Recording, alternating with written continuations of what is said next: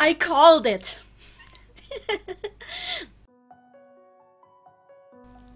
Okay, so originally I was going to start working on a video about card games because I freaking love card games. But I also had some doubts there because on the one hand, the entire anime season has been really exciting so far, so I'd been meaning to talk about that as well. And on the other hand, I also wanted to do a video about why I never do romance roots in Social Links and Persona. But then it turned out that Triple is actually planning to do something on Social Links as well, and I should coordinate that with him. Triple, you might have seen him in different videos on my channel. Yeah, I'm going to co-op the channel with him a little bit because I want to do videos together with him because I think he's really awesome.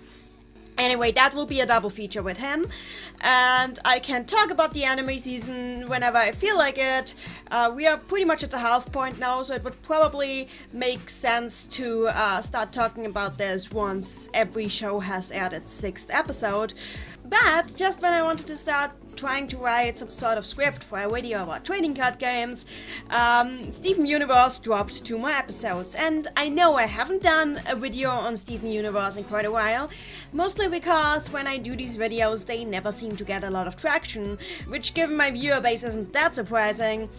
But I still really like the show. I know it's been kind of trendy to hate on it lately, but I can't lie. I think it's a really well-written show still, one of the best out there, and I really enjoy watching it. I really enjoy following it and looking at fan work of it and just generally having it in my life. I'm glad that it's there. I still really love it. So I've decided that before I start working on a video about trading card games that I am going to talk about the latest reveals, because they are quite big reveals, quite gigantically, show game-changingly big, huge, giant reveals. And that's why right now this is your chance to turn off the video in case you haven't seen the newest episodes yet, and really don't, no matter what you think about it, no matter if you even just remotely follow the show, you should not be watching this video unless you have seen the latest episodes, because trust me, it doesn't matter how little you care about spoilers. This is a big one. This is a giant one, a huge one. It's going to change the way you look at the show.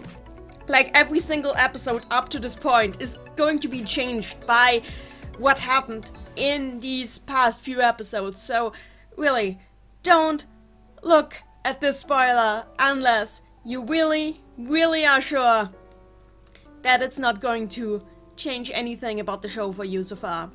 So, that said, let's get into it. Before we get into the big spoiler, let me just say that the reason I still really love this show, even with all its problems, I know it has problems with pacing, it has problems with sometimes making filler episodes that can't be skipped because they still have crucial information in it. Despite all this, I really love the show's take on psychology. I think the show has a lot of merit in how it treats the psyche of the characters, how it treats their development. Even if the show's overall pacing tends to be all over the place, the pacing and how the characters develop is very realistic and very well done, especially with Steven and the main characters around him. And I think a lot about that is the show's approach to psychology. As this last episode, episode 18, A Pale Rose, really showed. The layers in which Pearl's mind was portrayed, they had something very Jungian to it, and that's really no surprise given that it's confirmed that Rebecca Sugar reads Carl Gustav Jung's works. She actually once gave a quote where she compared Peridot's development with enantiodromia, if I'm pronouncing this right.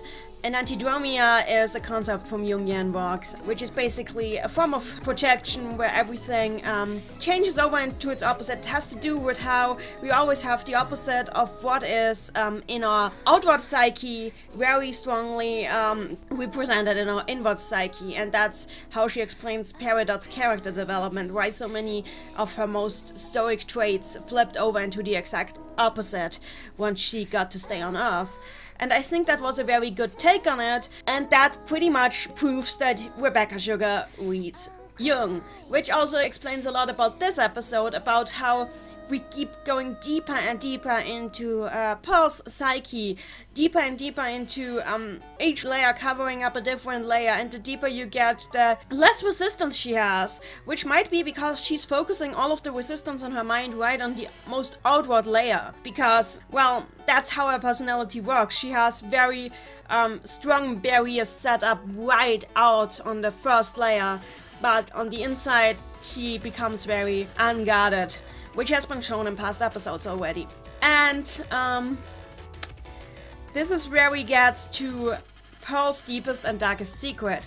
A secret that she's been unable to tell because of her loyalty to a certain person whose name is going to be hard to mention now, because, as it turns out, one of the biggest fan theories, well, two of the biggest fan theories that have been around in the fandom so far have turned out to be right.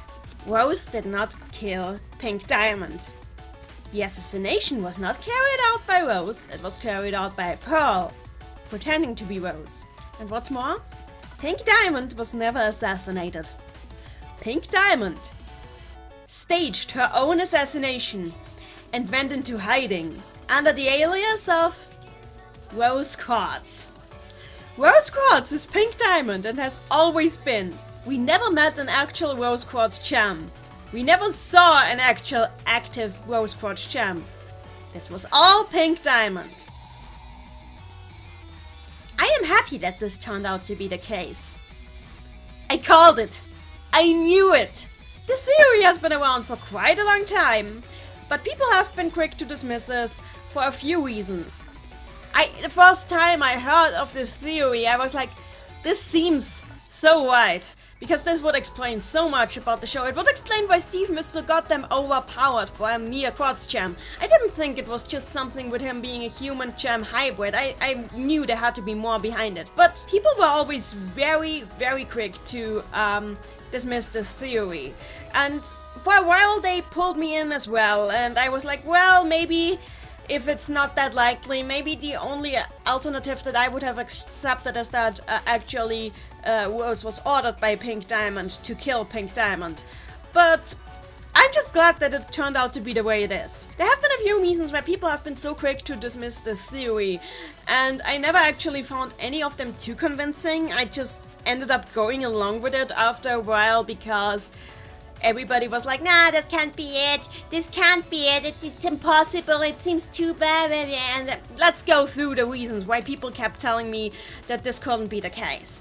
First of all, Ian Jones-Quartey, who, if I remember right, is Rebecca Sugar's boyfriend and has been working very closely with her on the show, insisted that Rose was a quartz gem in a Twitter conversation. I think by now it's pretty clear that he actually was trying to just act as a diversion for the rest of the team. Which I think, now that you look back at the Twitter conversation, becomes very clear because the wording that he uses is like, he just keeps saying her name is Rose Quartz, but he never says she is a quartz. He just says that's her name. So I think it's pretty clear what he was doing there, and he was very convincing there. But in the end, it was nothing but a diversion.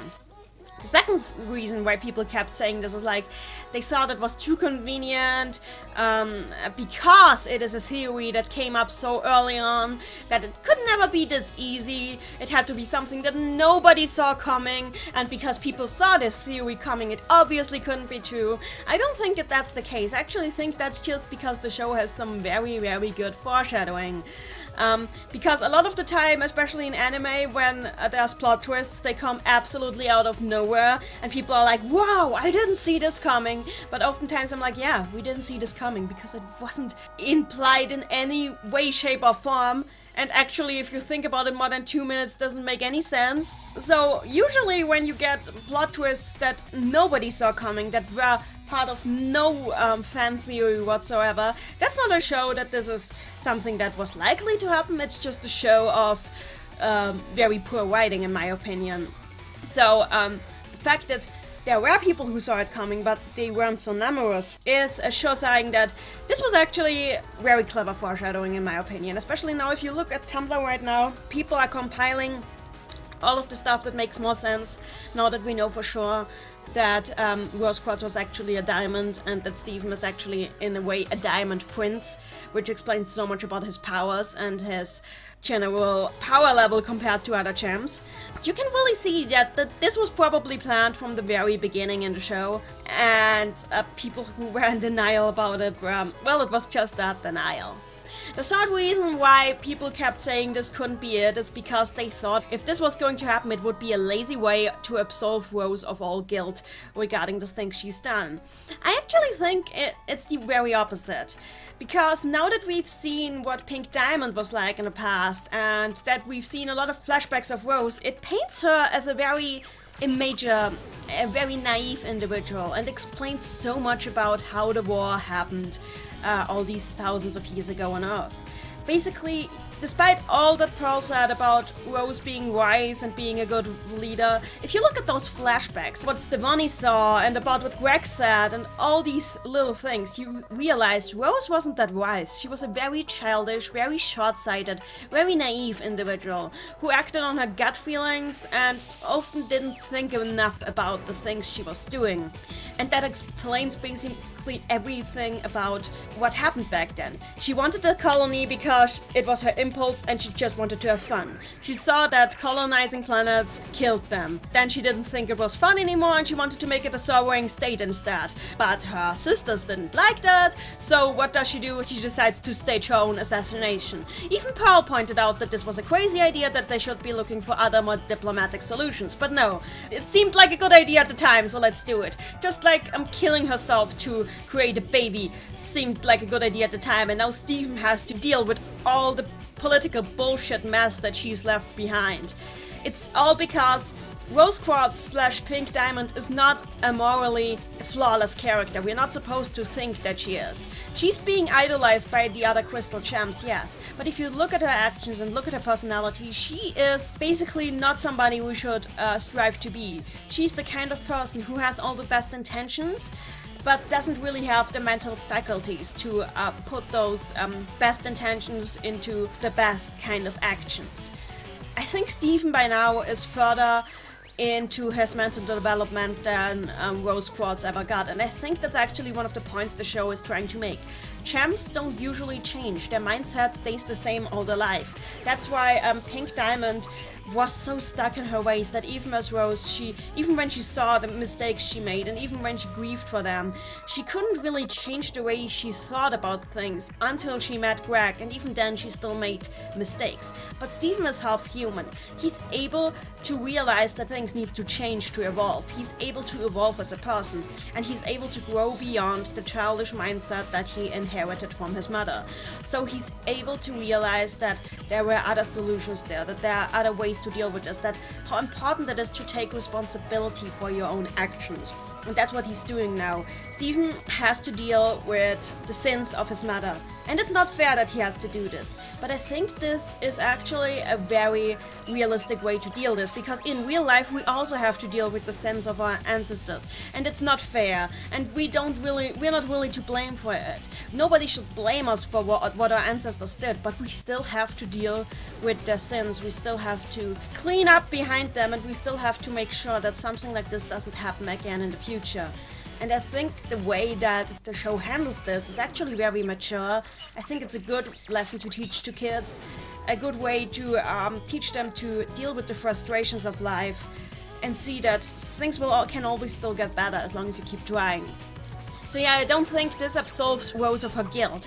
So bottom line, I think that the fact that Rose was actually a diamond who screwed up, who has a broken pedestal to deal with, and who was a flawed character who ran from her own responsibility, doesn't destroy her character, but it helps her character. It adds a dimension to her character that explains so much about her that we didn't understand before.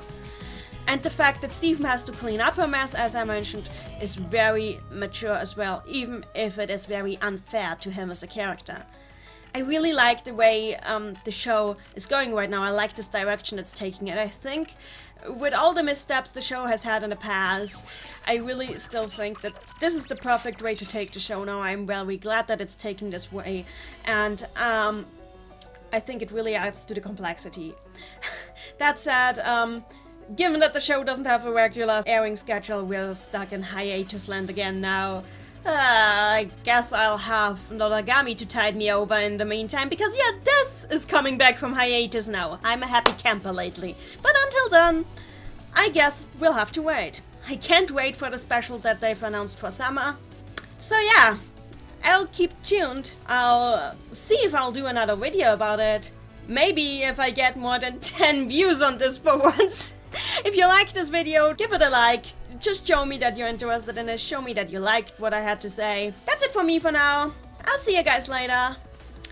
Well then, bye!